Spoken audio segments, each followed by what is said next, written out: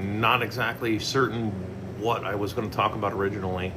I guess I posted, I had a whole bunch of thoughts going on in my mind, like when I first posted the little info thing that says, hey, I'm going to do a live on Saturday at 6, and I wasn't exactly, I had something really kind of going in through my mind, and then I'm like, then as soon as I turn everything on, that's usually when my mind goes kind of blank, and I'm like, okay, what the hell am I going to talk about? Like, I remember it. And so I like, don't get me wrong. I'll find some stuff. I'll find some things to talk about. But anyway, there was a few things that popped up. And I'm going to get used to this new thing that TikTok's got going on here with I'm kind of reading all this stuff. So looks like there's a couple of new things. So bear with me as I kind of go through some of this stuff. Anyway, welcome to everybody that's showing up. Good to have you with me on Saturday. It's 1,000,000 degrees out here already. And so winter's officially over until tomorrow. Tomorrow it's supposed to be super cold again. So, okay, but for now it's like 82 degrees out here in the garage. So anyway, so yeah, I think what I was, this been kind of, I've been kind of ruminating on this for the last few days or so with the insurance thing. And it's just, you know how this stuff is, that, I've talked about insurance quite a bit, and, insurance and banking are the same basic business model. Insurance is just banking done in reverse. You prepay for a loan, but you oftentimes will have to sue them to get you to pay out on the claim. Right, unlike a casino, when you go to a casino, if you actually start winning, you don't usually have to sue the casino to pay out the bet. Right? That's kind of the way this works. And I was just talking about this today. Actually, I did some video today where I just kind of mentioned the insurance aspect of it, which is you're now having to sue insurance companies for pretty much everything because no one wants to pay any claims out now. Well, no, they're all going broke. They're all going broke. All these insurance companies, all governments, all this stuff is just going broke, progressively broke, hyper broke. So we'll see. We'll see how some of this stuff goes. But I'm not optimistic or pessimistic. I'm a realist, and so. But when I watch this stuff, I see the math, and it's the numbers don't add up to be a happy ending for a lot of people in the West. So, actually, worldwide, it's not going to add up to be a pleasant experience, I don't imagine. So, that's what I have going on with the insurance aspect. 1 second. Okay, very good. So, all of that said, I guess what I've been waiting for is the same thing that everybody else is waiting for, because I get the question all the time of when's this all going to fall apart? When's everything going to, I don't know. As long as people keep demanding dollars, I'll mention to people, hey, stop paying taxes, things like that. And everybody has a conniption fit over that. So, Some of us out here in the world have stopped paying taxes decades ago and said, no, we're not part of that anymore. So there we go. So I'm going to answer a few questions for folks. I'm going to be here for probably about an hour or so. I actually have guests coming tonight. So I tried to wedge all this in as best I could into the usual kind of time slot-ish, so that I usually have. So that's what anyway. So as far as the banking sector is concerned, and the insurance, banking insurance, which is the same business model, just one done in reverse from the other. There's no way for, I don't see a way out of any of this without it coming to blows, especially as what we're seeing. There was a young lady that did this video, and she was talking about her insurance policy, and then I would have stitched it actually, but she has stitches turned off, so I couldn't stitch it and say, hey, yeah, you need to watch her video, because her video was really good, and she was talking about the same issues that I kind of deal with, which is that when you buy a piece of land and then you start building something, and you're paying cash out of pocket to build a house or what have you. And the insurance companies want to insure it for this insane amount of money, and because they want to keep those those comparable values, the illusion of comp values. They can't have your house be the $200,000 house, and they're claiming that all these other houses are $600,000. So they keep raising the taxes. So the taxes, of course, are trying to get rid of you. They want you gone. They want BlackRock to buy, BlackRock or Vanguard. There isn't a State Street apparently now. State Street exists, but BlackRock owns them. So now there's just BlackRock and Vanguard. It's a duopoly now.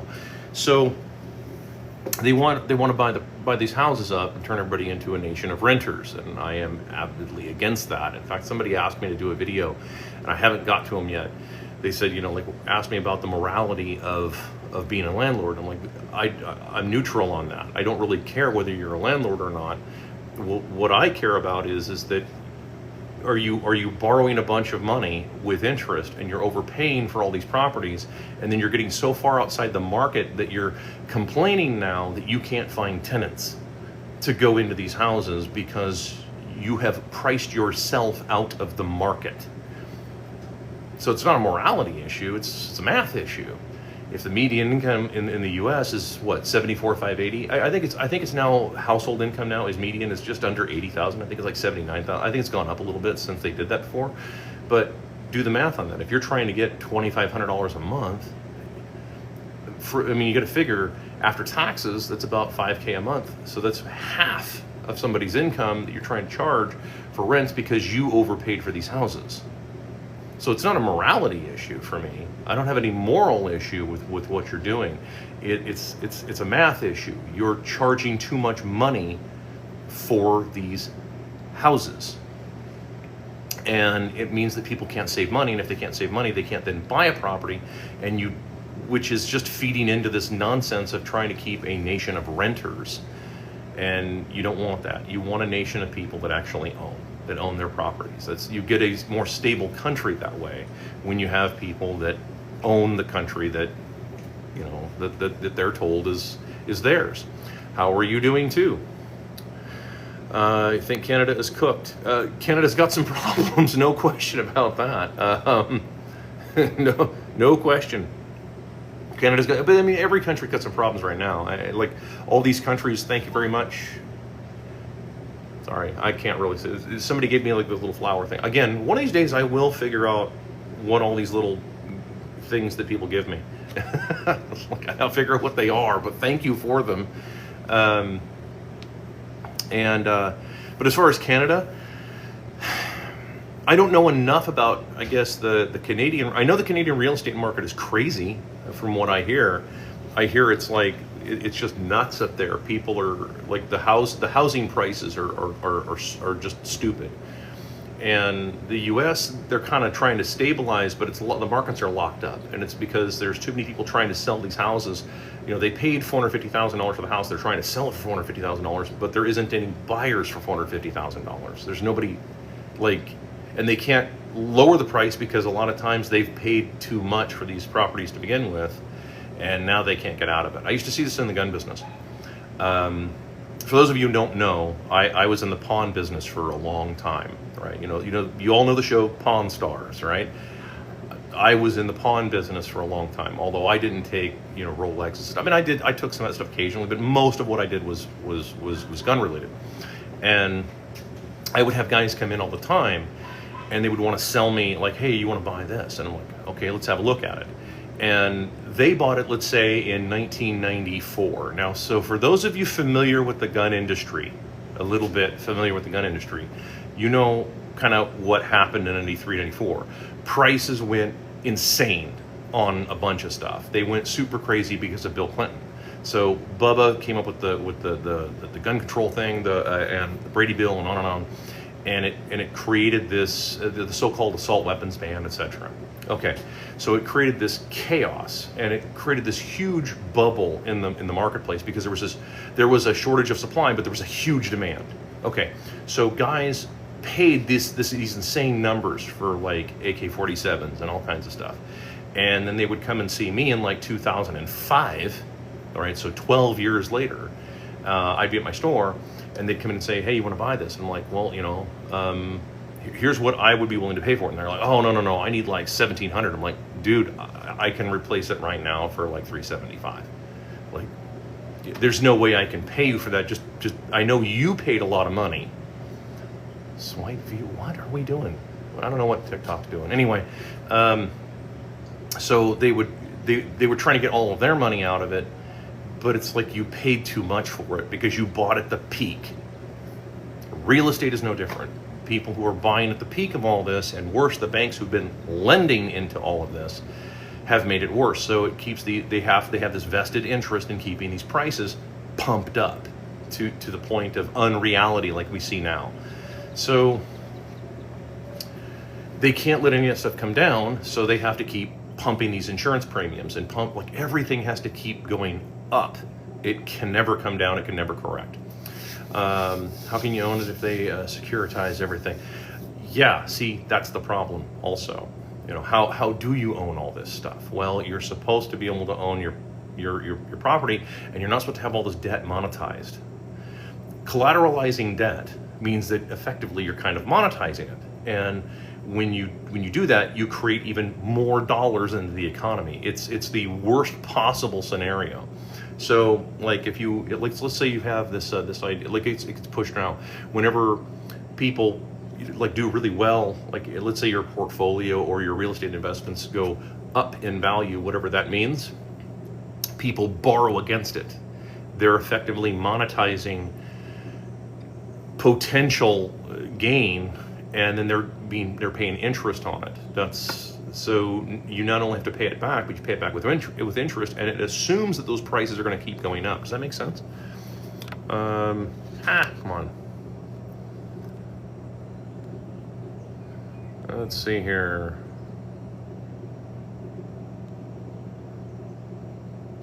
Thankful and grateful for you. Well, thank you. I'm grateful for you guys too.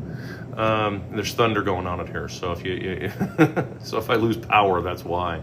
Anyway, explain a possible sub-economy based on barter. Okay, I can do that. You're talking about a parallel economy, and a parallel economy was really easy to do in the Soviet Union, for example, because there was another currency that you could use, dollars. See, if you wanted to use, let's say put yourself in a Soviet position, you had the ruble, and the ruble wasn't worth anything. It had no real value because the government just kept printing it and then paying their people with it, but it didn't buy anything, right? Kind of like the US dollar now. Like, yeah, you're getting paid with it, but it doesn't really purchase anything. It doesn't really have a whole lot of spending power. The spending power, the boomers took all of that. That's just the fact, right? The boomers took all of the spending power. They got all of it, so it's theirs. So, yeah, I mean, that's what they had to deal with. And there was another currency for them to deal in, which was the US dollar. So they would abandon the ruble, they would use the US dollar, and that would allow them to create a black market economy. And of course, you know, for Americans, we're like, oh yeah, cool, a black market in Russia. That's a great idea. You know, the Soviets can learn about capitalism, blah, blah, blah. Like, they already knew about all that stuff. And many of the oligarchs today were the black marketeers in the past, back in the 70s and 80s. A lot of it's the same guys because they knew how to run businesses.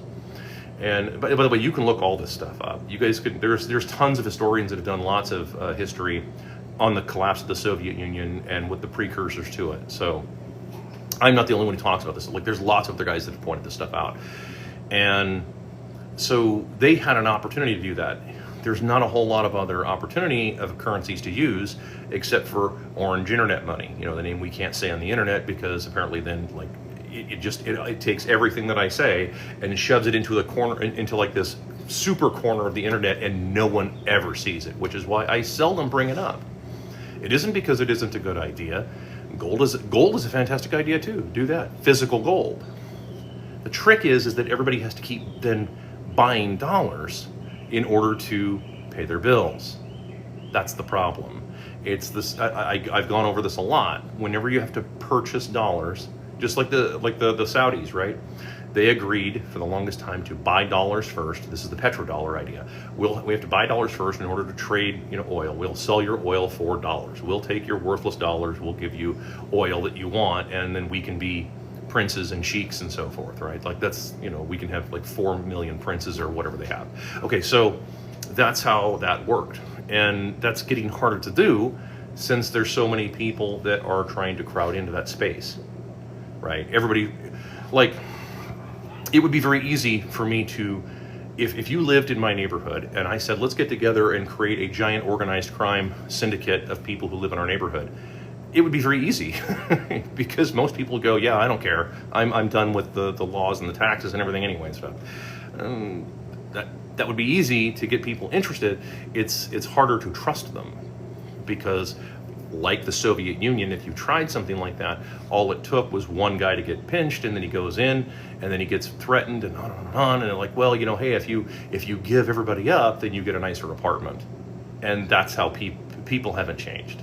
Americans are no different. In fact, Americans are a lot weaker than the Soviets were. They really were. It's messed up to say it that way. Americans may be very resilient people, but yeah, there is that reality that America, especially nowadays, of course, because you know, you're going to be put into the gulag, so to speak. That's, you know, the prison system, and yeah, I mean that's until you know.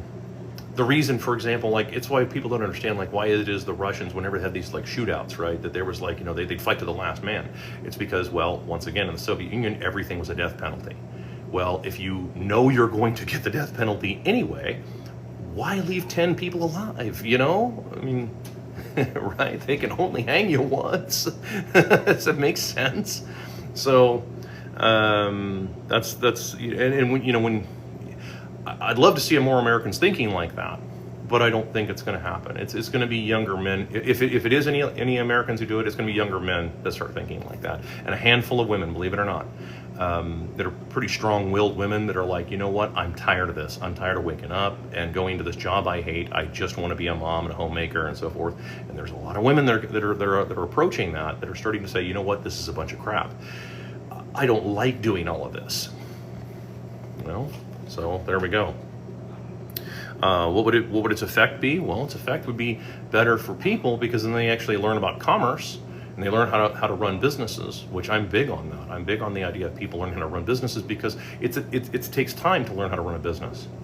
I've trained a few people to do it in my lifetime, and it takes them a few years to really get used to running a business and running it profitably, but also being able to know when they're going to lose some money.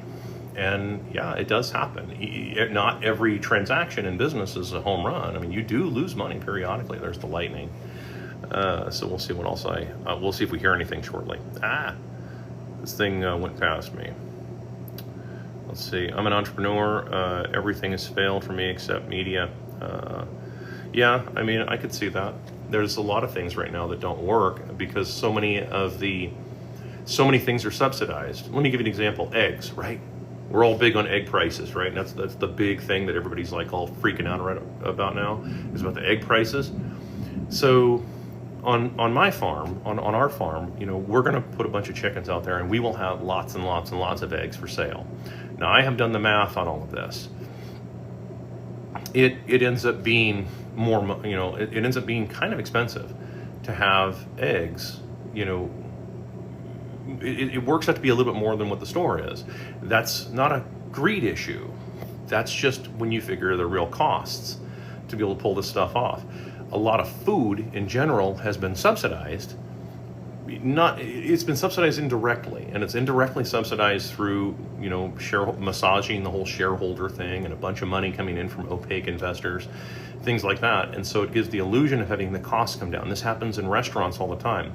Small mom and pop restaurants pay a bunch of money to Cisco and FSA and so on to buy food products from them to prepare in their stores. But keep in mind, most of, you know, FSA or Cisco and stuff, most of those gigantic food provider companies are all owned by BlackRock and Vanguard. And like, so you see what I'm saying? Like, they can subsidize all of that. And so the bigger guys can get that. And many of the bigger guys own stock in that as well. So they're making money off of the smaller restaurants that they don't even own.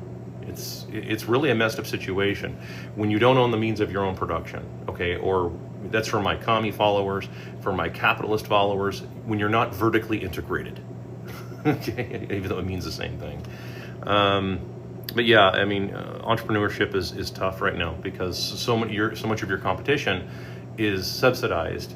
And if you are making a lot of money, I speak from experience. You can read into it whatever you want.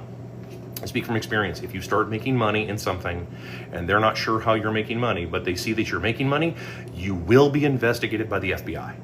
That is a fact. I'm speaking from experience. You will be investigated. if they're not exactly sure where the money's coming from and how you're doing it, yeah. So yeah, it's just the truth. That's why you need to keep it quiet, and you learn to keep a low profile. No full-length chinchilla coats at ringside at some fixed fight between Jake Paul and Tyson. Did you see where Doge found that the government was propping up home loans? Oh, of course. Like, dude, yeah, that's not new either. That's been going on for some time. They can't have these bankers going. They can't have the balance sheets off. It'll take down the banking sector. I have been doing everything I can to take down the United States banking sector and every country around it. As a result, I do my part. And by just doing this show and stuff, I don't care about money. I'm not here for that. I want something bigger. I'm not after mere money. I'm way beyond that. For me, this is personal. I'm way beyond this now. I'm like, I'm not after, bass. I'm after a whale. I want the U.S. government to collapse. That's what I'm after. This is because it isn't a money issue for me anymore. I want the banks to collapse. I want all of this to just flatten out completely and just be nothing left but a smoldering crater where it once stood. Is that in any way unclear? Hello from Chicago. Hello from Houston. How is Chicago up there? It's still cold up there, I'm sure, I imagine. See, I wish I could sit with you in person and talk with you for hours. I don't know if you'd want hours. I'm actually really abrasive, dude. I'm like 20 grit sandpaper, and that's not just the whiskers talking. I look all cute and cuddly and all stuff. Trust me, I'm ferocious to be around. Ask my wife. She can barely tolerate me on most days. Anything on crypto? Well, I mean, without going into it too much, I mean, the strategic crappy reserve, that was ridiculous. We're going to just do a crypto reserve instead of a Bitcoin reserve. Like that's ridiculous. Even what's wild was even Peter Schiff, who has been probably the most vocal anti-Bitcoin voice probably on the internet, and that is really saying something, because there's a lot of anti-Bitcoin people out there.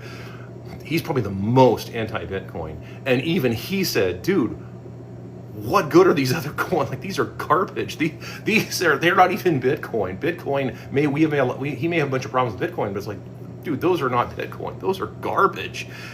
They can just print those coins whenever they want. Those are nonsense. Like, so what reserve are you doing? You're just creating more Federal Reserve crap. You're creating more reserve, fake reserve nonsense. So I hope that kind of answers your question. But on the crypto thing, it's like I've been kind of watching that, and it's like, let's see. Are you by Laredo, McAllen? Laredo is well southwest of here. That is way down there. McAllen is once again way southwest-ish, and so from Houston is southeast of Texas, or southeast Texas. Blockchain establishes trust if you provide the unreliable info and be flagged. Yeah, I suppose. I mean, that's just how it works. Well, that's how Bitcoin is. I mean, it's on blockchain, and so it's verifiable. It doesn't require trust. I mean, remember, gold is one of those trust but verify, right? So you've got, gold, either it's pure or it's not. It weighs or it doesn't. You have it or you don't. That's the rules on gold, on physical gold, the actual element, the base element on the periodic table. And in the case of gold, it's trust but verify. Yeah, you can look at a coin, but until you drill it, get a core sample, put it in an acid test, and find out what the impurities are. Until you go through all those processes, you're still kind of trust but verify. In the case of Bitcoin or blockchain, it's just verified. There's no need to trust. It's right there. So, and that is the kind of the easy part of that. Let's see here. Oh, come on, this thing. every time I do a live, man, this thing just, it's really super sensitive. So I appreciate you guys being patient with me on this. And my allergies are kind of messing with me. So the Eastern Bloc went through 40 years of not having enough food, etc. Yeah, because it's, well, yeah, I mean, that's, they pretend, you know, we pretend to work, they pretend to pay us. And Rome went through the same thing too. The Roman Empire, everybody decided, oh, hey, you know, screw this. Why am I killing myself out here doing all this work when I can just go into the city and get on welfare, and I can just join everybody asking for bread and circuses and watch lions eat Christians all day long, right? It's the ice cream truck. Anyway, driving way too fast for an ice cream truck, man. I did that for years, and you don't ever drive that fast. You drive really slow. But there's not as many little kids anymore, so it's really kind of a messed up deal. But yeah, the Romans went through that very issue where they started having to force people to stay on their farms and keep producing food, even though they weren't going to be paid. Or if they were going to be paid, it was going to be paid with a worthless currency. It was going to be paid with like bronze coins. There's no gold in it. And that's what ended up happening. China does the same thing, and I can't remember what that word is. There's actually a word for it. Forgive me. Maybe somebody out there knows it, but I mean, like, there was actually a word for it. There's people in China who are not allowed to leave their area. They can go into town and visit, but they're not allowed to move into town. They have to stay out there and live out in the countryside where they have to do the work. And they're doing the work for poverty wages. Right? We don't see that, right? No country ever shows that. Look up Potemkin villages. No country ever wants to show you how the sausage is made. If you knew how the sausage was made, you probably wouldn't eat it, right? That's how it works. Or you would eat it, but you'd understand like what's going on with it, and you know, you'd be kind of a little like me and stuff. And it's true. It's actually a slight failing of mine. I have a tough time eating. I know it doesn't look it, but actually I kind of do, because I think about that stuff. It's a curse of not sleeping enough, I suppose. But yeah, because of that, by the way, it isn't the communism per se that caused that. It's the central banking aspect that caused that. Remember, the U.S. is just as bad. It has, you know, the U.S. is supposed to be a capitalist, if you want to call it that, society. If it has a central bank, it's doomed to turn into this no matter what. No matter what ism you call it, it's going to end up like this. Non-culture is what you're talking about. I'm not sure what you mean by that, sorry. The more small businesses, the fewer major corporations, the better. Yeah, that's it. That's it. I mean, that's really the case. How do you know if your society is healthy? There's 5 things you look at. The first is the type of currency. The second is your birth rate, because birth rates are supposed to be kind of a natural thing. You should be, if people are not having kids, there's a problem, or there is a problem somewhere in there. Like, you know, why are you not having any kids? And it's not something to be tinkered with. It's just something that you monitor. And you have to, not from a centralized planning kind of thing. That's a bad idea. I'm just talking about in general.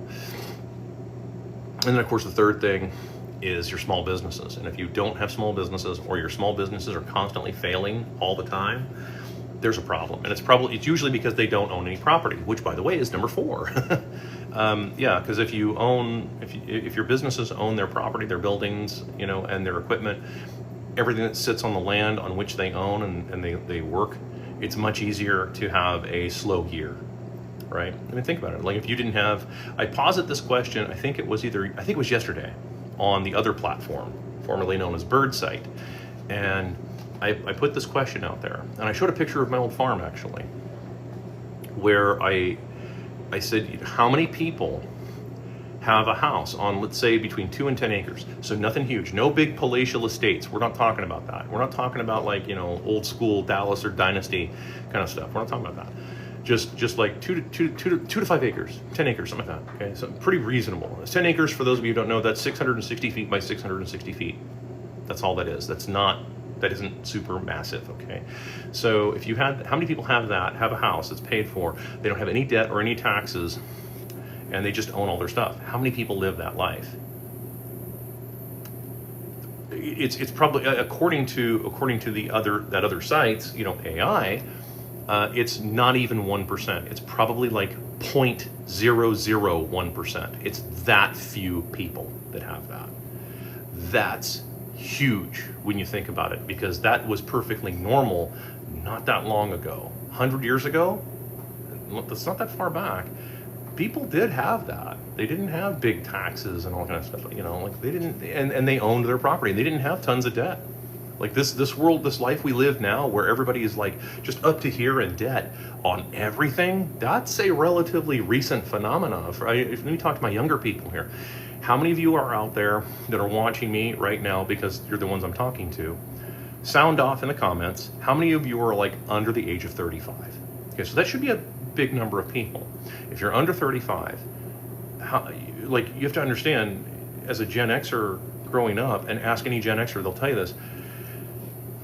Yeah, people had home mortgages and they might have had car payments, and every now and again you'd find guys that had boat payments, but they didn't have like 80 grand in credit card bills. Like, that was just not a thing. I know lots of people that have 6 figures in credit card bills. So, like, dude, I mean, like, that wasn't a thing back in the day. You know what I mean? Let me turn, I gotta change this light a little bit. There, it's right in my eyes, so I can see what's going on. So,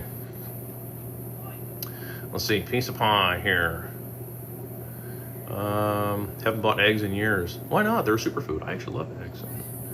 I use them to make ice cream too, periodically. When I get around to it. So let's see here. People work still have line of star. Yeah, I know, huh? It is weird. I know. People are strange. Some comments on this live are filtered for the, yeah, probably. I don't know. What do you know about XRP? Already know. It's just what I see. You know, I mean, it's, if it has a CEO, I'm not interested. It has to be completely decentralized, and it has to be something that governments truly don't really like all that much. So then I might be interested in taking a look at it. Anything, you know, but just in general, my knee-jerk reaction is that if it's got a CEO, I'm probably not interested. You know, I'd like to watch the West crash to zero too. Yeah, I know. It's not just the West, by the way. Just keep this in mind. It isn't just the West, because there's a knock-on effect. There's a domino effect with that. It isn't just the U.S. It's the countries that are all dollarized, which is like what, 63 countries, 64 countries, I think now. Yeah, so that are dollarized. They all go as well. 45 degrees in Chicago. Yeah, it's cold. Can we get some of the good stuff? Yeah, no kidding, huh? There's more lightning. I don't know if you saw that or not. Let's see here. Hello from the Isle of Wight in England. Really? Okay, so what's the time there? It's got to be like midnight there, isn't it? You guys are what, GMT +6, I think? So, or no, minus, yeah, GMT -6 or something like that. For another couple hours, then it's GMT -5, I think. Because today is supposed to be, let's see here. It's daylight savings time. I made a live TikTok ban my account for Trump didn't get his ear. But you know what? And it's weird too. I don't know why. I don't know what's up with, you know, with the banning. I know that it isn't good that they're doing this, but it's not unsurprising.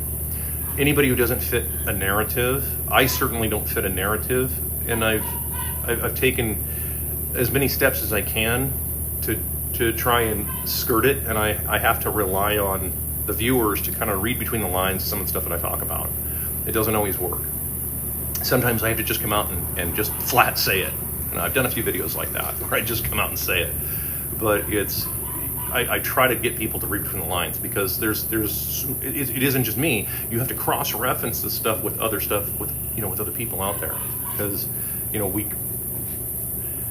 if one guy starts saying too much, that one guy is gone, and that's exactly what will happen every single time.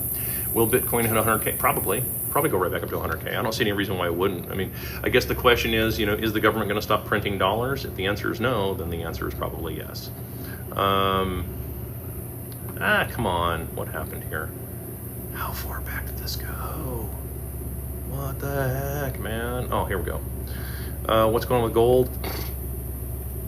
I have more silver than gold. Any of the metals, you know, any of the metals, you're fine. I mean, just hold on to them. You know, I mean, they're not going anywhere. Lots of gold coming to the country. Yeah, there is. You know, it's like when they said we're going to audit Fort Knox. When were you planning on doing that? After they put all the gold back? Because that's like, come on, that's a rookie mistake, man. Tell me you're not in on it. Tell me you're in on something without telling me you're in on something, right? We're going to go and audit Fort Knox right now. You know, well, not right now. We're going to wait until all the gold shows back up from all over the world. Yeah, come on. I think one of the first 5 or 10 videos I ever did on YT, the first 5 or 10 videos I ever did, I gave the Old West analogy. Anybody remember that? Is there anybody that like saw any of those older videos? The ones where I did like session 1, the primer session, session 0, which is a primer session, all the way up to like session 18. Any of you see any of those? Because I talk about that, like, you know, yeah, that's the trick, is that you have the stagecoach goes from one bank to the other to try and beat the auditor, right? Like that was done all the time in the Old West. That absolutely was done. That was common practice to beat the auditor, so that when you got there, the bank examiner would go, oh, okay, yeah, we see that you have gold here, even though it's the same bars you just counted at the other bank.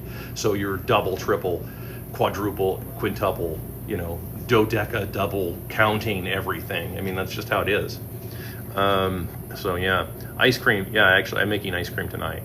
I'm not making it to eat it. Actually, I'm making it because I have friends that want to know how my recipe for ice cream is, because I have my own recipe that I've kind of put together.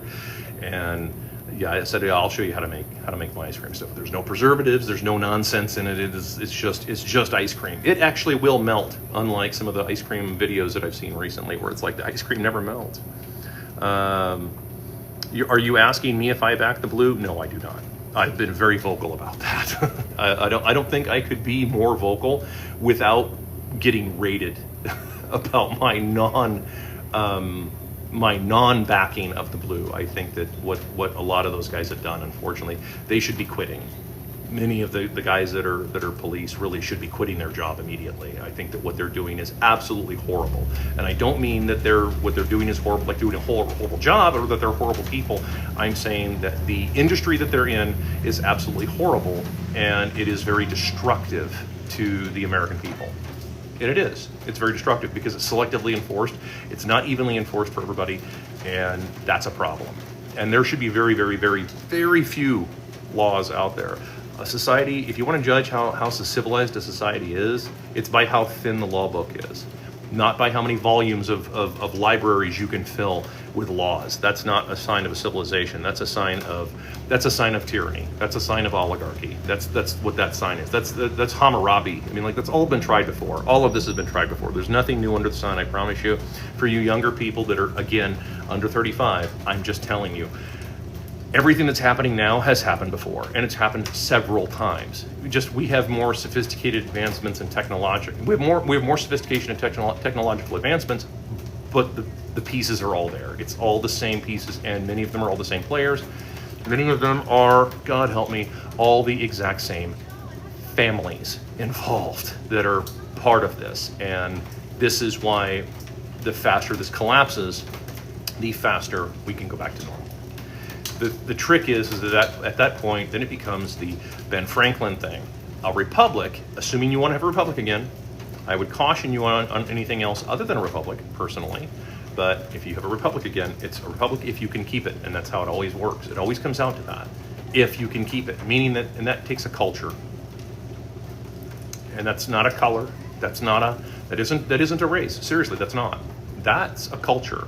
That takes it takes a culture of people who take it seriously. It's why I have the problem that I do kind of with the libertarians, is because libertarians, from what I've met in the past, many of them, they don't want freedom and liberty. What they want is no responsibility. That's not the same thing. That's not the same thing as wanting freedom and liberty. Freedom and liberty both have responsibility attached to them. It's going to be noisy probably because it's going to rain. I can smell it. Believe it or not. I mean, like, I saw this video that said that, like, the Europeans come over to the U.S. and they're like, you know, they're weirded out that Americans can smell the seasons. Like, oh yeah, absolutely. Even in Houston, I can smell the seasons. Awesome videos, buddy. Thank you very much. I appreciate it. XRP, etc. will be real wealth in 6 years. Maybe. It's maybe, you know, hey, we'll see. Are you prepping? I have been prepping for many, many, many years. Many, many, many years. It's why I do what I do. And it's why I'm actually trying as much as I can to help others. Because as I tell everybody, like, you can have the all the storable foods and all the, you know, the 4-wheel drive vehicles and the armor and the ammo and all, like, you can do all of that.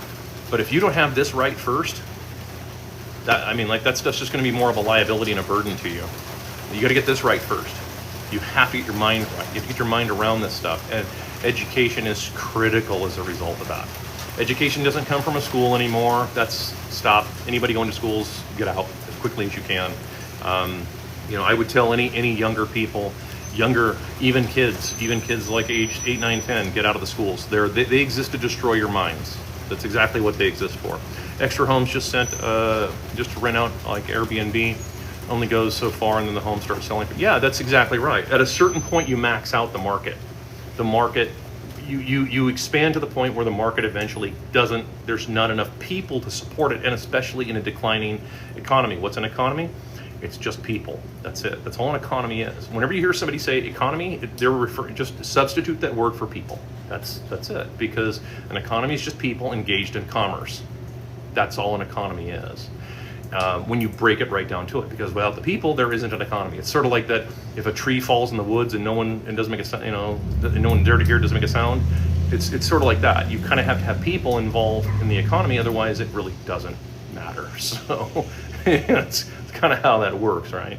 So yeah, and once you expand to a certain point, and this is true in any market, you eventually run out of customers. Unless your customers are having 7 kids each, you know. So as I've pointed out on many occasions here, you know, unless going forward, like from 2025 to like 2035, so the next 10 years, every woman of childbearing age, you know, an American woman is out here with a kid, you know, for 10 years straight, which most women are not going to do that. There might be a few who want to, but most women are not. They don't want to have 10 kids.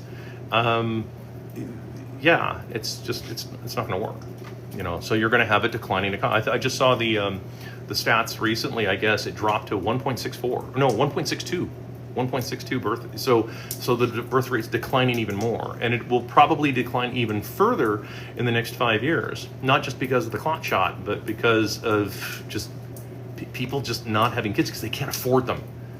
And they look at it, you know, and they say, man, I can't really afford to do any of this. This is getting too expensive. We're barely able to survive ourselves. So, because all of the luxuries, for you young people, all of the luxuries that you have, the iPhone or whatever it is that you're watching me on, or your iPad or whatever gadgets that you're watching me on, all those gadgets have gotten, based on the technology that exists, those are extremely cheap. And they are, even if they're $1,500. For the amount of technology you have, it's actually mind-blowingly cheap, right? And it's because it's subsidized. Now you're like, well, what do you mean it's subsidized? It's subsidized because you're staring at it all damn day. That's why.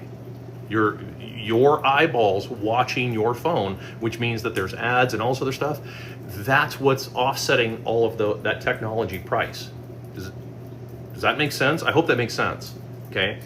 The luxuries have gotten really cheap. It's all the necessities that are stupid, that are crazy price. Like, right, it used to be the other way around. It used to be that you know, usually a house wasn't terribly far out of reach. Again, my relatives like worked at gas stations and they bought houses.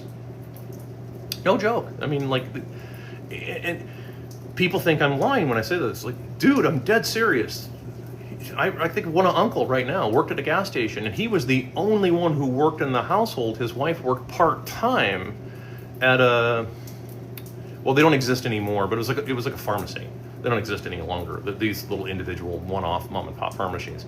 But it would be the equivalent of like a Walgreens today.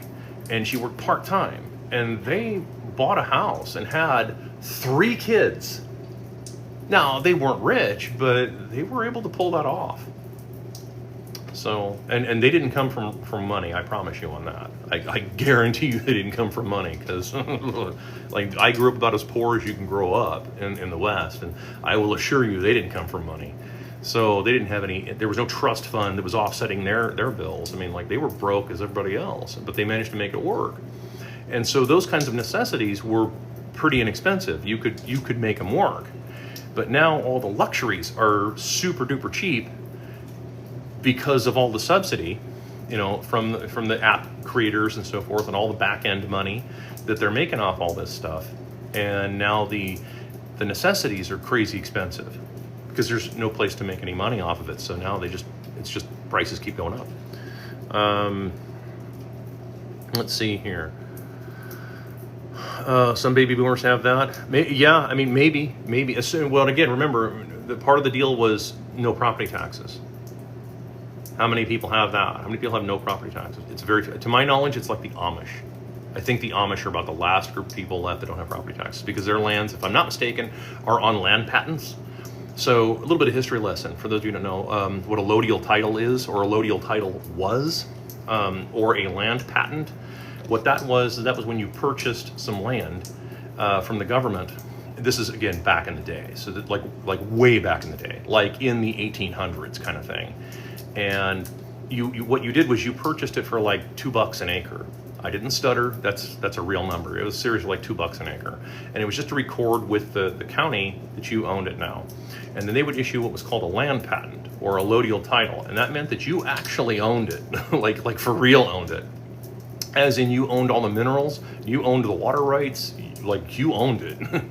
And there wasn't a bunch of crazy taxes on it. You know, you would maybe have like a county type tax that you would maybe voluntarily pay, or that you would work with them, you know, for services. But like, you owned that land for real, and there was no restrictions. You could do whatever you want with it. And they don't issue that stuff anymore. That's why when you go to buy a piece of land nowadays, so the packet that I signed when I bought my land was like 4 pages, because I look for land that doesn't have any restrictions on it. So my packet was like 4 pages long. Most mortgages, when you go to buy a house, you know, and you do a deal on a house, ask anybody who's ever bought a house. The packet usually comes like that. It's like 2 inches thick. And they come out and you just sign and sign and sign. It takes like an hour and a half to go through all that madness. Yeah, it's because it's restriction, and that's just it.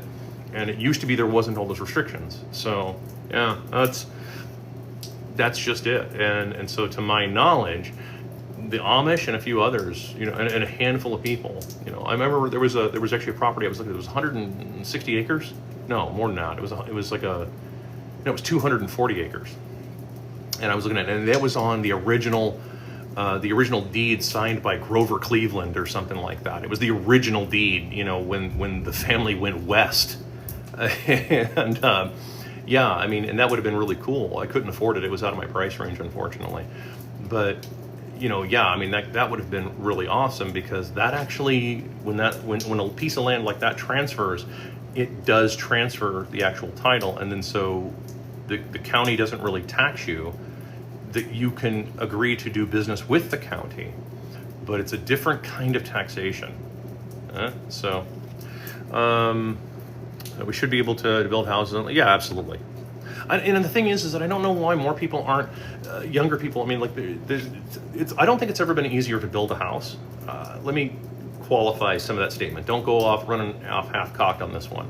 I'm saying that, like, because of things like YT and the internet and TikTok, you know, there's so many videos now on how to do stuff nowadays that would be unknown to most people. Like, unless you were in the building trade, unless you were in that trade as a carpenter or as a builder, as a contractor, you wouldn't know a lot of these tricks. But there's a lot of tricks now. There's got a whole bunch of these little mosquito eaters floating around here. You can't see them, but they're out here. Anyway, there's so many tricks available that it's like, you know, it should be pretty easy. I mean, think about it. I mean, even if you're just building a box, you know, your heavy infrastructure is just your septic system and your well, and then putting in a slab. The rest of it isn't terribly difficult. You know, and if you need help with like roofing and HVAC, I mean, there's plenty of guys out there that do that. So,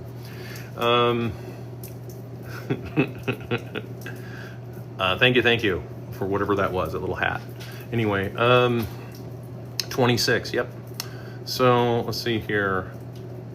I feel like I never own my car. A little. Yeah, that's what I mean. That's what I mean. It's like no one ever feels like they really own anything. It's just this weird perpetual renting, and that's not going well. And people are starting to rebel against it, and I'm glad to see it. I'm glad to see younger people are starting to really push back and rebel on this non-ownership of their life. Right? I mean, and by younger people at this point, that's talking to anybody like 55 and under. That's who I'm talking about, because it's gotten that bad. You know, and traditionally, when as a Gen Xers, you know, we think of like, oh, younger people, like, yeah, you know, 22. No, dude, 55 and under. That's how bad this has gotten. That's how many people are out there. It's, you know, every Gen Xer I know, you know, that we hit age 30 at age 10, and we've been 30 for the last 40 years. You know, so it's just kind of how that works. Just turned 35. Yeah, 35, 34. Okay, so yeah, 21. So there we go. So yeah, there's guys that are out there and stuff. I'm 69, own my home, but still have to pay property taxes. That's what I mean. That's what I mean. Like it's so you never really end up owning it. You end up having to keep just paying rent on it.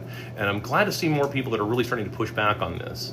I really am. That actually is sort of, for me, that's sort of a white pill, because, like, I mean, I don't know. Me, I've been pushing against this my whole life. Like this is like I've been started doing this stuff when I was like 14. You know, like this is big deal, and I'm glad to see more people are really starting to compare notes, and they're saying, no, this is a bunch of nonsense. We shouldn't be paying this kind of money.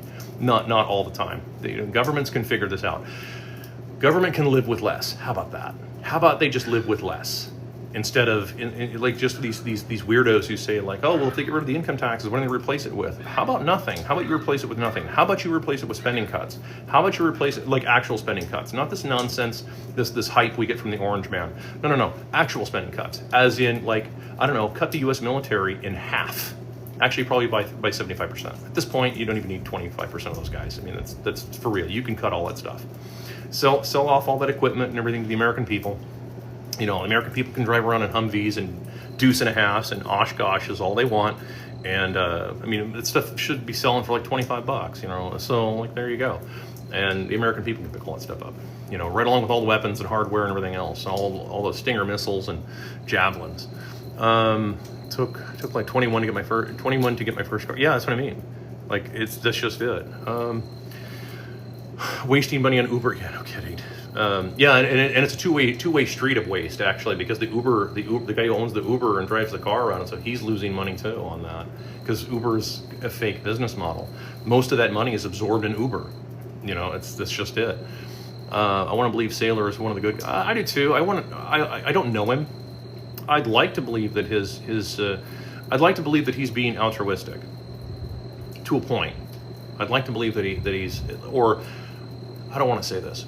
I'd like to believe that he wants to be altruistic. That makes sense? I'd like to believe that. Time will tell. And yeah, I mean, maybe, but I think that Saylor is, if you wanted me to give a critique, I think that Saylor needs to come out a little stronger, not for his beliefs, but come out a little stronger against the dollar, and start explaining to people that every time you have to trade in and buy dollars, you are just propping that up. You are just propping that Ponzi scheme up. Well, but if the dollar collapses, then how do you pay your electric bill? If the dollar collapses, I assure you, every single utility company, you mark my words, you pay attention to what I'm saying right now, every utility company right now that exists in this country already has a backup plan. They already have it. It's already in place. They will just flip a switch. It's like a little radio button on their computer screen that'll just go. They'll just toggle it over, and it will switch to a different currency, and they will just abandon the U.S. dollar, and it'll be that fast. You won't even know it happened. That's why everybody wonders, like, oh my God, if the U.S. collapses, it'll be like bedlam. No, it really won't. First of all, the average American can't spend 10 minutes on a treadmill, let alone 10 days riding and looting, so that's not going to happen. And no, the streets are not gonna blow away. Your house isn't gonna collapse. The oceans aren't going to boil. The sun isn't going to turn as black as sackcloth. The moon will not turn as blood. Like, that's not going to happen. Okay, that's just not reality. Reality is that everything will switch to a different currency, and people will have to adjust and then figure out what valuations, because the market, what is the market? It's people. That's all the market is. It's just people. It's another one of those words that's synonymous with economy. The market, the economy, people, it's pretty much the same thing. So the market, the people, will just have to figure out what they think something's worth. And then you switch over to the new currency, and I hope that you guys listen to me and you obey the principles of sound principles of money, and say hard currency only. No more of this conjuring money and printing it from nothing nonsense, where you're just, you have to work all day long. If you want to make $500, you have to go work for $500. If the government wants $500, they just print it. That is theft. There is no way of saying that. That is theft, because they are stealing from you your life in the form of inflation. I hope that made sense. And you should clip that soundbite, but that's exactly right. That is exactly what it is. You have to work all day to make $500. Some people don't even make that in a day. And whenever government needs $500, it's no big deal. They just print it or steal it from you. So, or worse, they borrow it and then steal it from you to pay it back with interest. So it's the worst possible scenario.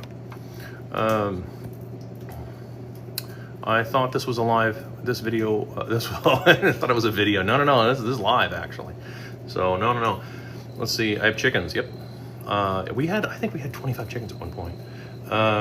Credit card points I get, free travel, cash, it's back, easy to overspend. Yeah, that's just it. Well, and the thing is, I use the point system too, but actually points is a great way to think of inflation. For some of you let me talk to you some old timers out there. Okay, so those of you out there that are like 50 and over, remember when credit card points actually bought you stuff? Now they don't really buy you anything. It's like, yeah, the points used to have more value. They devalued the points. It's their way of creating a currency. It's really messed up. Let's see here. England, they have to drive on the wrong side. No kidding, huh? They keep striking my account. And I don't know what to tell you. It's really terrible what's going on with that. I need to scroll back here to find you guys. It did it again to me. Let's see here. I'm trying to understand why the censorship has gotten even worse here. How do I say this without saying it outright? There are certain forces in this world that do not want you talking about it. It's like, how you have in the theatrical or in the literary sense, he whose name must not be spoken kind of thing, that whole Harry Potter thing. That's a literary device, or what's called a plot device, and you have to apply it not to an individual being, like Voldemort or what have you. You're not applying it to an individual being. You need to apply that to an idea, because it's not one person that controls it, it's a group. And that these forces are in power, and they don't want to lose power. I don't, for real, they don't want to lose power. Why put yourself in that position. It's hard for us to do that, right? All of us plebs out here in the real world, because like, oh man, I can only afford a 170-foot yacht. I can't afford the 260-foot yacht. Oh man, I'm so bummed, right? We don't deal with that, right? Like normal people don't. We don't process that we can't afford a Gulfstream 650 ER. We can only afford a Gulfstream 650.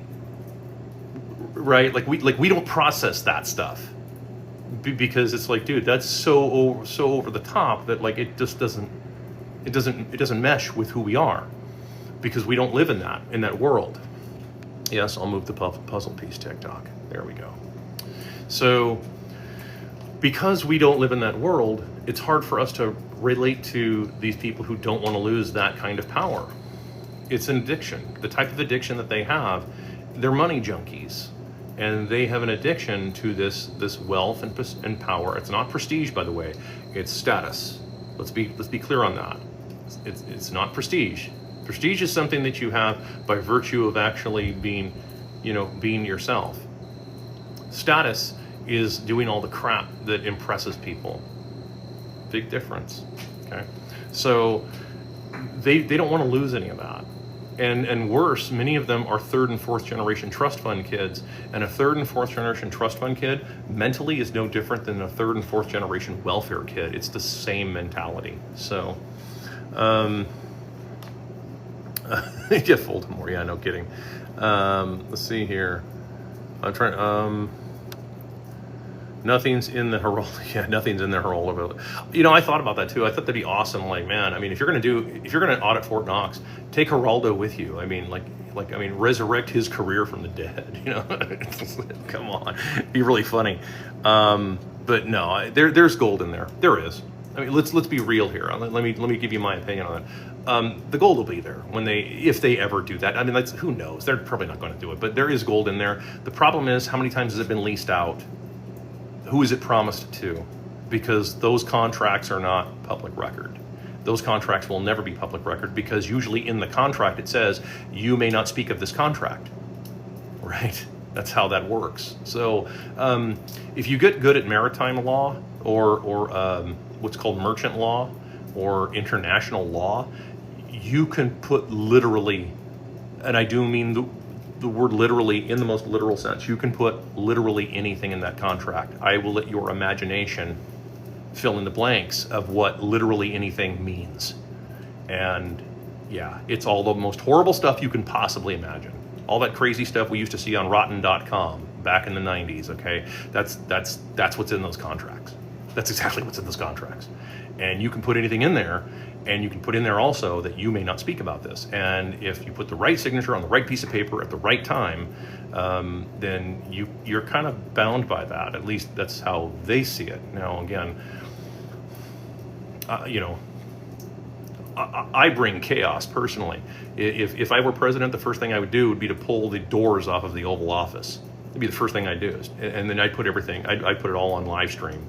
And there'd be no more closed door sessions. And if there's anybody who comes in there and tries to do we're gonna have the talk, hey, we're really in charge here and stuff. I cannot say on TikTok what I would do to them instantly, right on camera, and not think twice about it. Because sometimes when you return the messenger comes in, the message you need to send back is dealing with the messenger.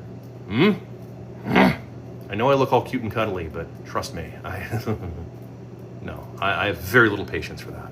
Very little patience. Nixon pulled us off the gold standard. Yeah, they did. And it's to keep this nonsense going. It's to keep this ridiculousness going. Let's see here. Learn more from those videos at any end of the school. Yeah, I hear that a lot, actually. And that's not to say, that's not me bragging. I'm just saying, yeah, I hear that a lot from people. And it's weird too, because, I just did a video this morning on this, because it's been rolling around in my head. And it's like, I thought everybody knew way more than I did. I'm not kidding. I thought everybody knew this stuff, and they knew way more than I did. I always thought I was on the bottom of everything. I didn't realize that, it's just many years before someone finally convinced me. They said, no, it's actually this. No, they don't know this stuff, and this is weird hearing this stuff, because no one ever really talks about this. Are free energy machines real? No, they're not free. There's no such thing as free energy machines. I know that there's a whole bunch of Tesla speculation and so forth. I'm talking Tesla, the guy, not Tesla. Where this comes from, first of all, it's a direct violation of all the laws of physics that govern our existence here. Everything is going to have a cost. Everything has some kind of cost, no matter what. So that's the human condition. Excuse me. That is the 3-dimensional or 4-dimensional condition. Okay, because that applies to everything. It applies to ants on the ground. It applies to human beings. It applies to everything in between. So everything is going to have some kind of cost, and you're going to have to do something. You have to expend energy somehow, because those are the rules. That's actually what makes life life. Without that, it wouldn't be life. Believe it or not, it would be the opposite of life. Strangely enough, that's a hyper existentialist conversation to get into, but it really is the truth. Like that would not be. We would not understand that as life. Now, we could say that maybe in some alternate dimension or in a higher dimension that like the energy's free.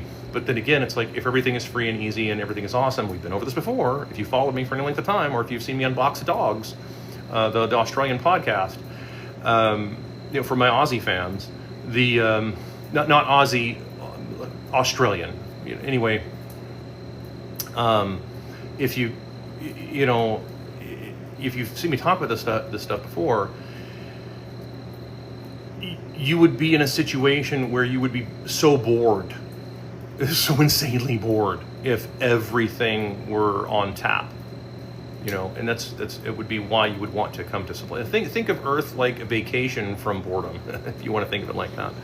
I hope I didn't take any strategies bait. I don't know. I don't have anything to sell you. I have no product to sell you. So I don't sell products. And if I did sell a product, it probably wouldn't be on this channel. I would actually start a different channel, and I would say, hey, look, here's this product that I make, and this is my business and stuff. I wouldn't do it here. Let's see, the rich selected candidate. Yeah, it's certainly looking that way. It really does. Great value ice cream turned into sponge cake. Small amount of liquid melts. Yeah. I mean, that's how I make it. Are you a Christ follower? I think that my opinions on Christ are mixed, but mostly I appreciate number one, the philosophy, but number two, the economics of it. Christ doesn't get anywhere near the respect that he deserves from an economist standpoint. It's not talked about. It just isn't, because of course, the cardinal sin that Christ committed. I don't mean the sin like in the religious sense. I'm talking about, or in the spiritual sense, I'm talking about the sin on earth that he created, that he committed, was questioning where the money was going. As soon as you question the money, yeah, we can't have that. And so yeah, I guess in that regard, you could call me a follower, I suppose, but I don't ascribe to any of the religion system. In fact, actually, I'm an atheist. But I'm a non-practicing atheist. So, let's see here.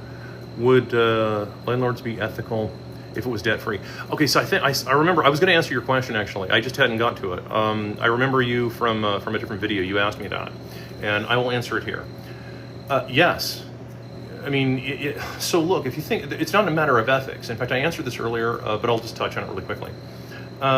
It isn't a matter of ethics to me, and it isn't a matter of morality to me. For me, it's a matter of money. It's a practical issue. Most landlords now, most modern landlords, are paying these absurd numbers for these houses, and that are not worth that. What's worse is they're borrowing a bunch of money that they have no real business borrowing, and then trying to get somebody else to pay all of it, even though they have overpaid for the property. They are too far outside the market. I have been railing against the landlords. If you scroll through my channel long enough, you will see video upon video upon video. You'll probably see dozens of them, of me setting landlords straight financially, telling them, dude, you are out of line with what you're so far out of the market. In fact, one of the videos, actually the number one video I've ever done has something like 4 million views, I think. It's way back in the beginning. You have to scroll way down, like way down on my channel, and you'll see it. And it's just me sitting in my wife's Jeep, and I just say, and it has like 3.5 million views or something like that. And I just say, landlords, the party's over. You guys are way overpriced. You're too far outside the market. And you can't even imagine the hate that I got on that. You can't even imagine the hate that I got on that video from landlords. They're like, no, you don't know what you're talking about. Like, dude, I know what I'm talking about. And here it is 1.5 years later, and everything I told you is coming true. You're too far out of the market. The houses aren't selling now. Now you're going to deal with the pain. Now you're going to be rushing for the exits with everybody else. I told you get out of it 1.5 years. Actually, I told people 2.5 years ago that you should probably be looking for an exit strategy and start unwinding all of these houses that you're in. If you've got 15, 20 doors, you should probably start unwinding them. Doors is code for houses or like units, okay? And I was mentioning, like, you guys should probably consider that. I got out of real estate a while back because I saw this coming, and this, at a certain point, the math doesn't work. The math doesn't math at a certain point. And you start running to the point where you can't get reliable tenants, and then you need to go Section 8 and so forth, and if you're a Section 8 landlord, that is theft from the American people.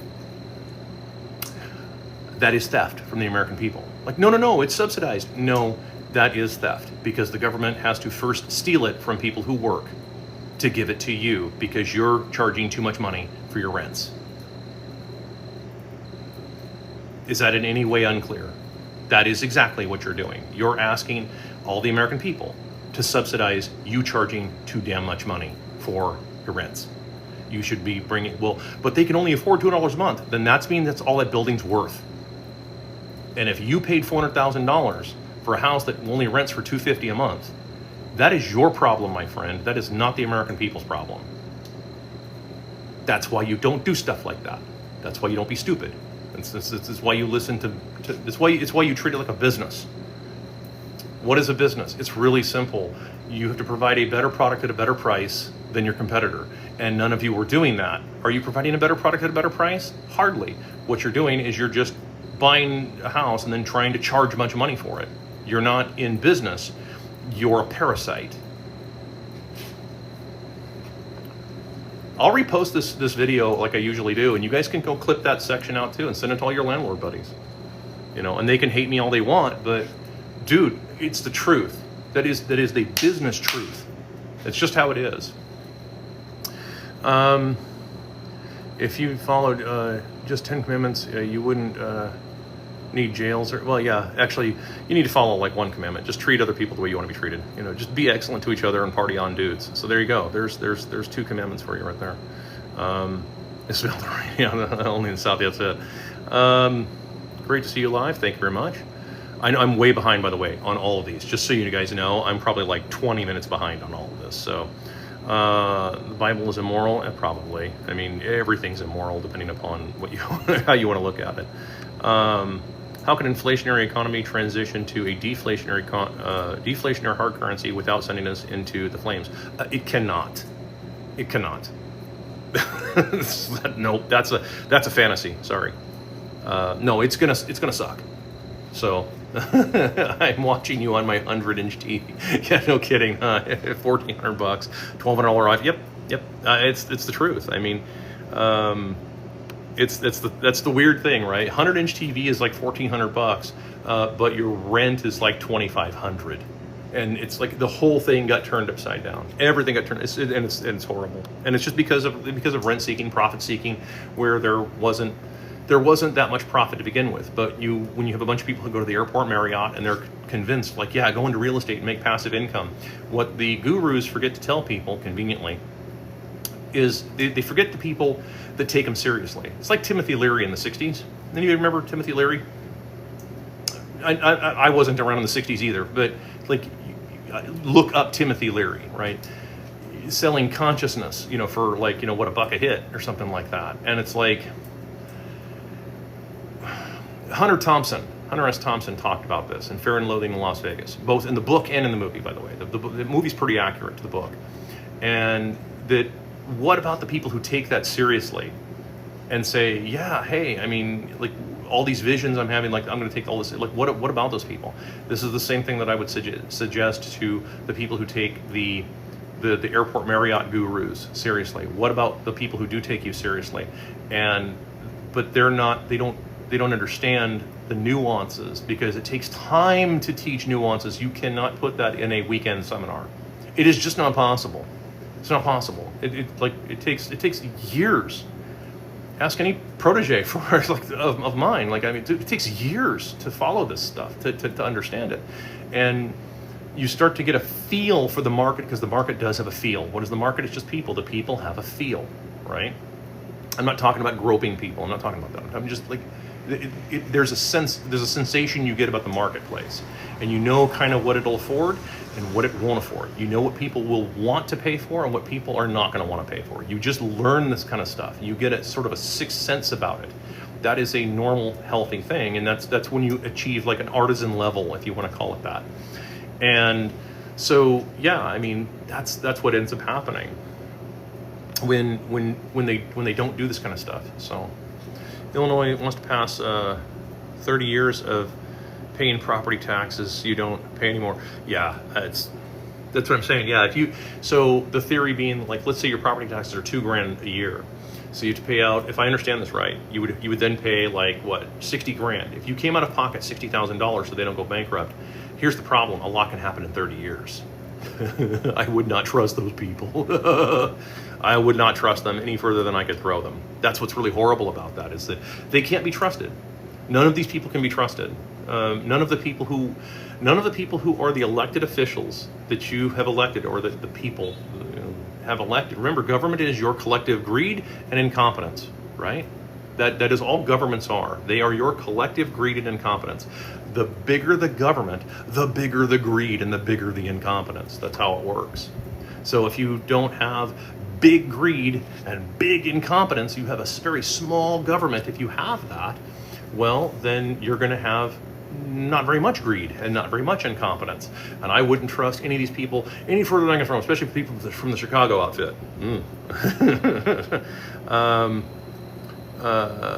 Now you get a deed.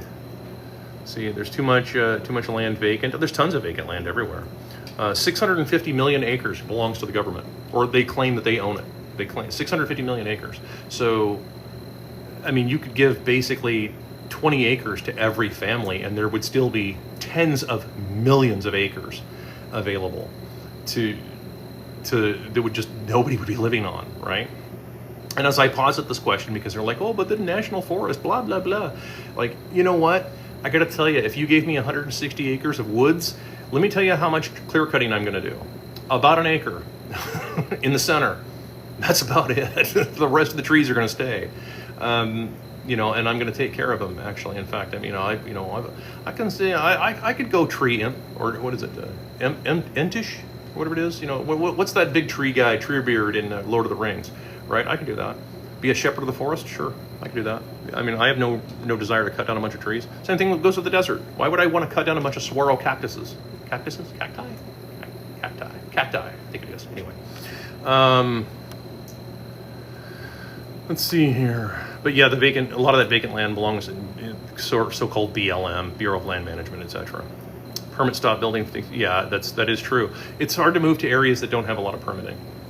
Let's see here. I'd be a bit nervous with the no restrictions, the next door guy. That's always the challenge. It's a crapshoot. And again, how that can be solved is, once again, this is the hard one. Having a culture. That's what solves that. Having a culture of people who have a loose idea of the same types of values. That's all it takes. If they're going to put up Cadillac Hinge in their front yard where they bury a bunch of Cadillacs nose down like up in Amarillo, and then stack other Cadillacs on top of them to make Cadillac Hinge, you need to plant a big wall of trees, some kind of, that you can't see them. So there you go. Let's see here. 54 years. What up, Gen X? Let's see here. Told my friend back in 2008 he didn't own his home. He still haunts him to this day. Yeah. Tax the rich, feed the poor. I don't know what that's, who was that? That was Manfred Mann? No, I don't remember who it was. Neil Young or something like that. I don't know. I don't know that that's going to do anything. There's no such thing as really taxing the rich. What you can do is let the rich go broke. You can do that.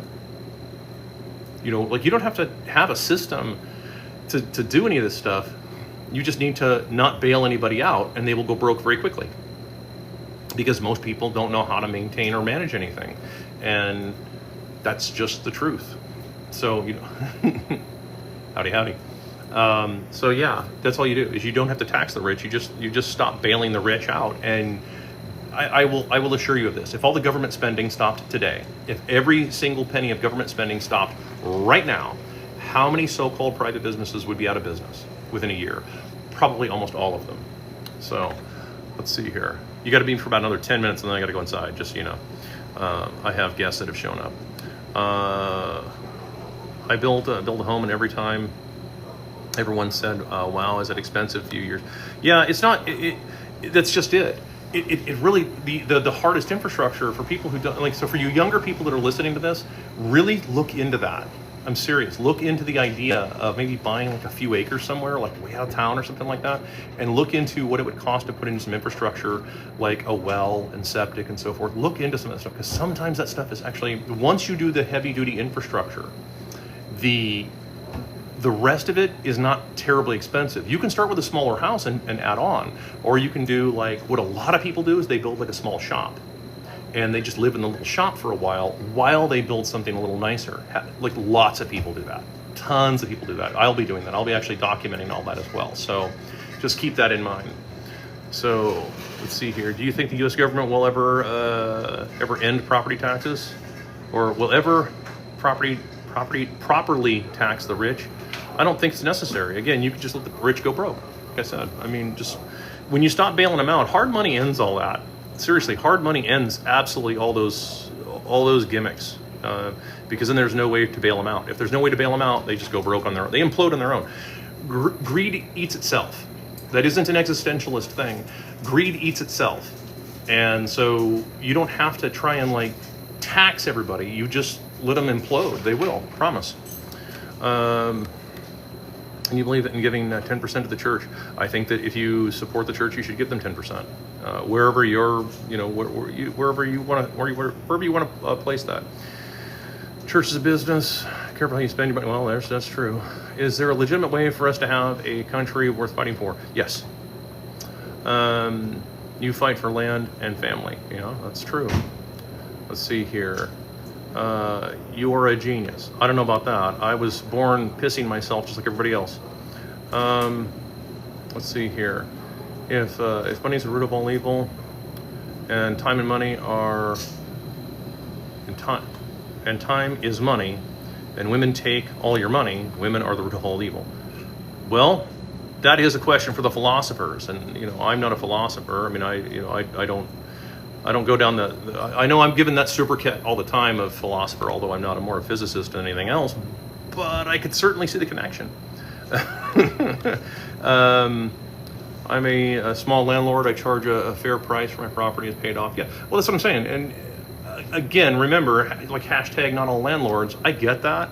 I'm not talking, the guys that are in that position that you're talking about, I'm not talking to you. I'm talking to the guys who go to the airport Marriott and they overpay for these 322 shit boxes, and they pay $400,000 and they're trying to get $2,500 a month out of, they're too far outside the market. Landlords treat it more like a slush fund.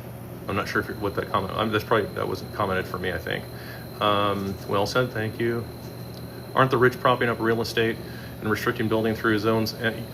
Yes and no. I don't know that I would go so far as to call it the rich, so to speak, but it is definitely the people who are funding all of this. And of course, the people who are at the fountainhead near the printing press. So remember, because talent, ability, intelligence, any of that stuff right now has nothing to do with wealth. Nothing has nothing to do with wealth. Hard work, sacrifice, like that has nothing to do with wealth anymore. Wealth exists now based on what family you're born to and how close you are to the printing press. That's it. Because it's a fake currency. It's a fugazi. It's nonsense. Okay. So once you get past that, and then you realize, see, that's what I'm saying. Let's point out, like any hard currency. I don't care. Pick a hard currency. Pick one. Orange internet money or gold. I don't care. And then you gauge everything against your hard money. You will find out that all the people who do all the work make all the money. It's just the truth. Every single time, they will be the ones who make all of the money. And then, of course, there's no real way to manipulate the real estate market like that. There just isn't, because there isn't any way to lend it, borrow against it, because especially the really hard money, like orange internet money, which is the hardest money that there is, because we know exactly how much there is, and it's auditable, and you can't double count it like you can with gold. So, can you talk about the real rent reporting lawsuit? Are you talking about the that company that had that website? Is that what you're talking about? That like set it's price fixing. Basically, it's what that is. So yeah, I mean, if that's what you're talking about, It's price fixing, and that lawsuit will probably win more than likely. They'll get put out of business like Gawker, and then they'll start another website, and it'll be in Ukraine probably or something like that, and that's what'll end up happening. I provide the best combs on earth. You should buy one. No. Imagine the chaos if rent keeps going up. Well, that's what I'm saying.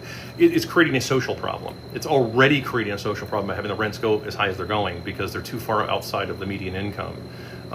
Remember, median incomes are $74,580 annually, and that's pre-tax.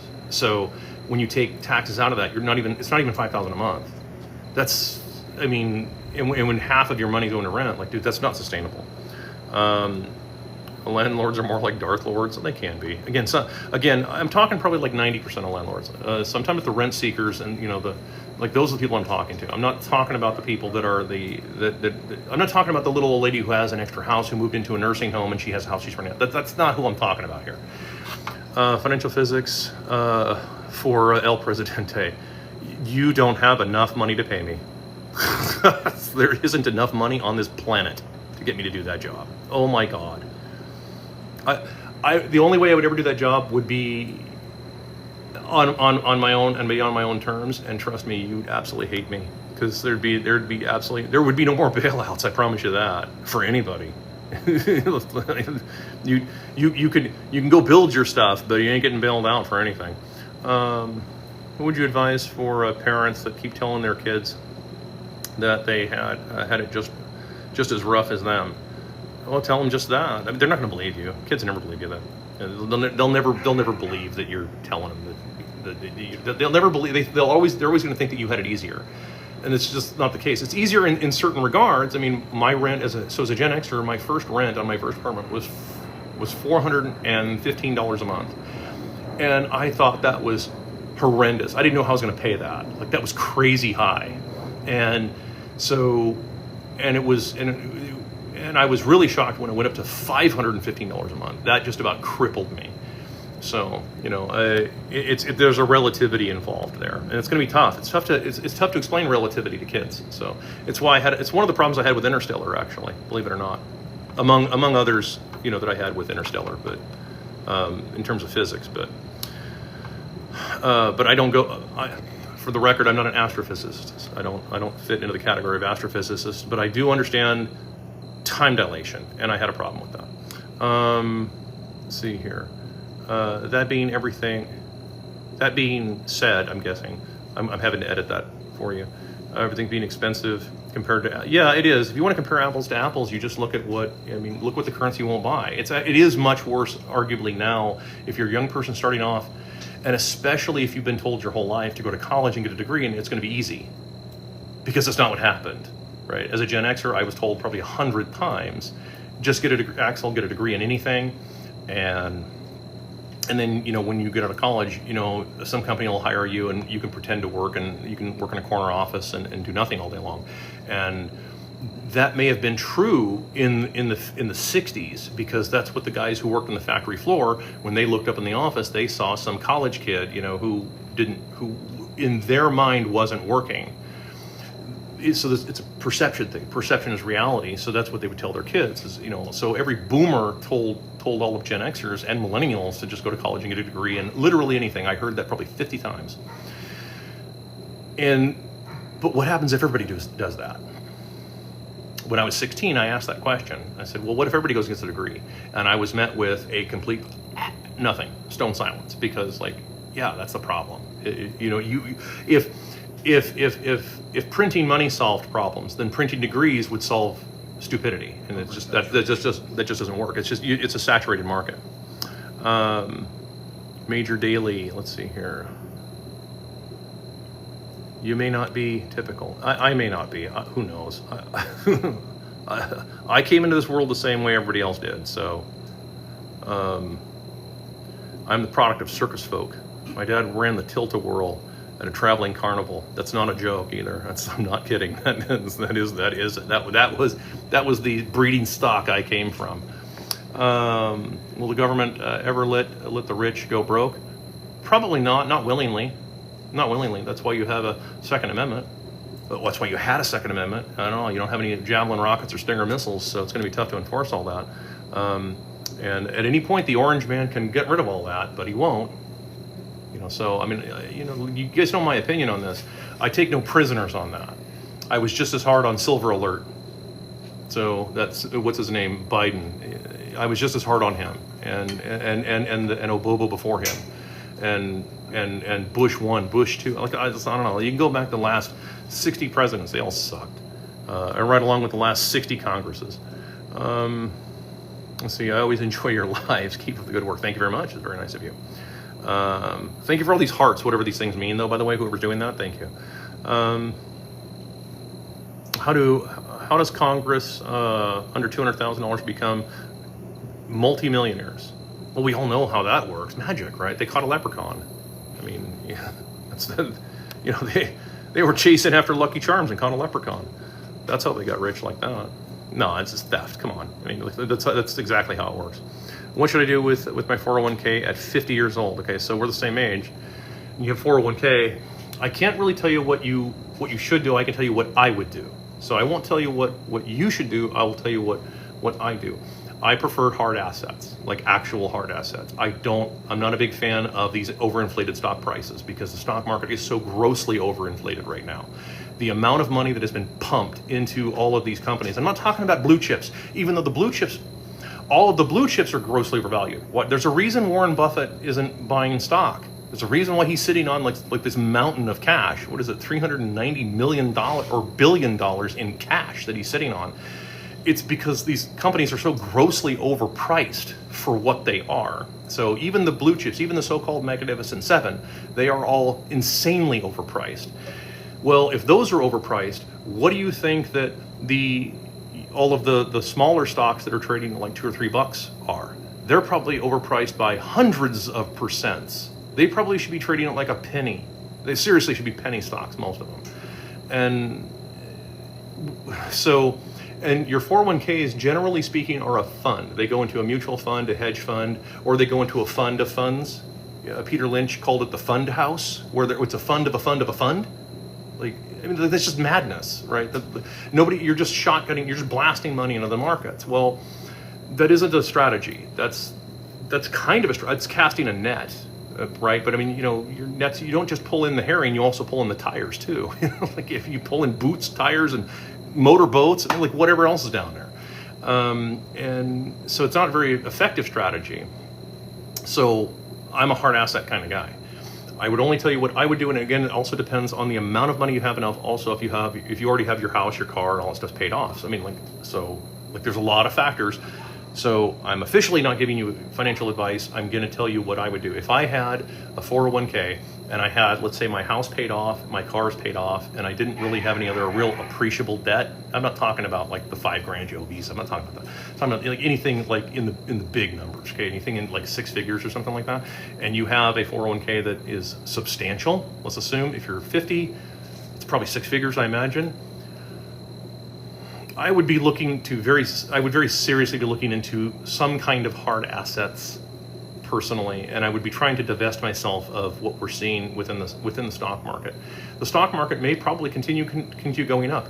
The problem is that it's fake, because as soon as you try to take the money out, people don't take the money out. What they do is they borrow against it, which is even worse. That's even worse, because now you got to pay it back with interest. Remember, for those of you who didn't see this, I did 3 videos today. 2 of which I talked about this, and one of them which was me calling back the Jordan Belfort conversation. For those of you who remember the Jordan Belfort things, the whole movie, Wolf of Wall Street. And, when I critique that stuff, I'm talking specifically about the problem of all these companies that are pumped up too far beyond their actual value. I don't hope I didn't overtalk that, but I mean, like that's how I would look at that. Master P, Mr. Ice Cream. I'm gonna make ice cream in a minute here. Congress is very old. Yeah, I know they've had a lifetime of inheritance. Yeah, it's not inherited. It's swindled. Another economist got out of the market, went all cash. Not sure what freaked him out. It can happen. It depends. Again, like I said, it also depends on what I assume that the reason that you earn a living is to live a life, right? That's my assumption. The reason you earn a living is to live a life, and if you're just earning more living and just making more money, at a certain point, the money is gonna.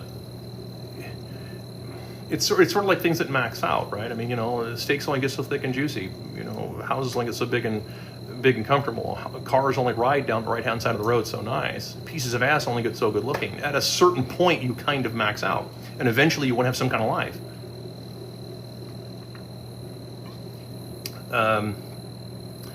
Is the muskrat pushing private equity? Is the government going to cause more people to rent? That seems to be the plan, and I think that that's really horrible. No, you don't want a nation of renters. That is absolutely destructive. That is probably the most destructive thing that is rent seeking. And believe it or not, in other countries, that's like a hanging offense in other countries if you're caught doing that. Other South, like other countries actually take it very seriously. Rent seeking, they take it very seriously there. You actually answered my question. Full circle, market saturated. It is. Thank you very much for. I'm glad I did answer your question. The Second Amendment means nothing if nobody uses it. That's exactly right. Great job. You've gone 90 minutes. I'm sure I have. I've definitely overtalked all this. When they stopped the Keystone Pipeline and the pipeliners didn't revolt, probably. I'm not an expert on the Keystone Pipeline, so I don't have much of an opinion on that one. Tesla's overpriced? Probably. I think all of it's overpriced. Only accredited investors can invest in the good stuff. Well, yeah, I mean, the pre-IPO, that's the whole thing. I mean, if you're able to...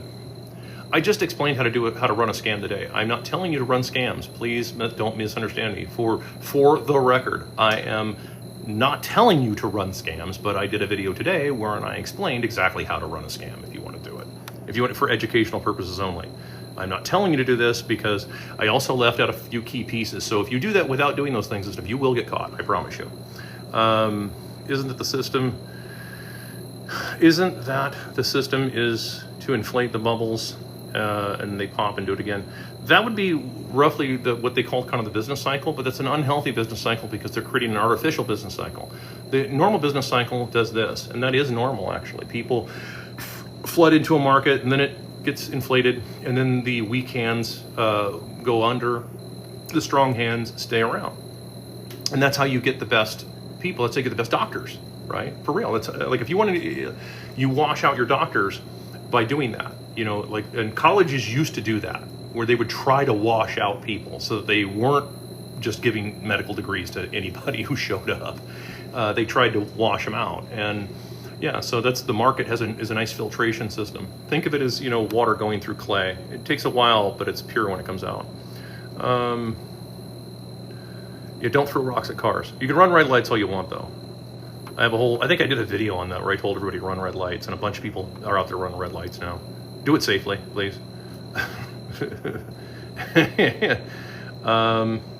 you please briefly speak on Nassar? I don't know who that is. I'm sorry. See here.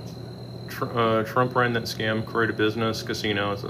Yeah, I mean, that's not exclusive to Trump. There's lots of people have done that. That is a normal thing, and some people do it with best of intentions. I say that, for what it's worth. Some people run those things with the best of intentions with not running a scam, but it turns into it because they get into something that they didn't realize what they got themselves into. They didn't understand the math before they got into it, and it happens to a lot of people. It has happened to me personally. So I personally have had this happen to me where I got into businesses because I don't wait around for perfection. I just go into it and I just start doing it. And I mean, dude, do I look like a guy who sits around and thinks about stuff all day long, man? I don't have the hair for that. No, I just go head first into whatever mess that's out there and hope it works. And a lot of them don't, but some do. And that's how it works. So some people do get themselves caught, to be fair, some people do get themselves caught in something that they really didn't understand what they got themselves into. And then they go, uh-oh. And then now they have no way out. They owe money on both sides. And now it's like pickle. You ever play pickle when you're a kid? You have the two older kids. It's always two older boys throwing the ball over top of you. Yeah. So, let's see here. If I want to travel, should I quit my job and use my CDL class? Yeah, you know, it's a good way to do it, actually. I mean, although the CDL industry right now is getting more crowded by the day, they're pumping out something like 10,000 flip-flop wearing CDL holders every day. It's crazy out there now. The rates are just abysmal. It's really horrible. Can you please briefly, I don't know who that is, I'm sorry. Speak on, I don't know who Nasara, or like, I don't know who that is, or sorry. What is your general life outlook? That is a whole different video, my friend. That would be, pessimism, I'm in the middle, actually. Pessimism or optimism, I'm in the middle. I tend to see it from both ways. It's the only way you can really look at life. You have to be able to see both. Think of it like when you look at a battery, what do you see? There's a positive post and a negative post, and both are required. You have to have, the battery will not work with one or the other. You have to have both. So just I mean, that's just kind of how it is. It's just like money, you know, like money, you have to have it grounded to something. You have to have a ground. You can have positive all you want, but you can have all the voltage you want and all the amperage you want, but if you don't have anything to ground it to, by the way, that was the problem Tesla had, just so you know. Not Tesla, the company, but Tesla, the guy. You can have all the voltage you want, but if you've turned your ground into the voltage, well, how do you ground something that can't be grounded? It's a problem, isn't it? I've been running red lights. Yeah, I know.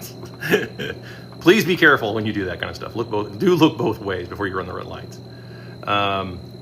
Will the U.S. dollar devalue and have a digital currency? Well, they're certainly trying to do so. They don't want to do a CBDC, but they're going to use a private sector currency that's just as bad, and it's not Bitcoin.